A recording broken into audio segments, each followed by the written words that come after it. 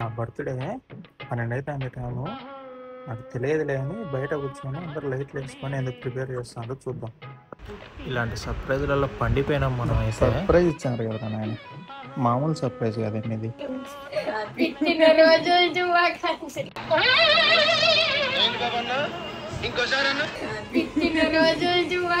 పుట్టినరోజు కదరా, పుట్టినరోజు.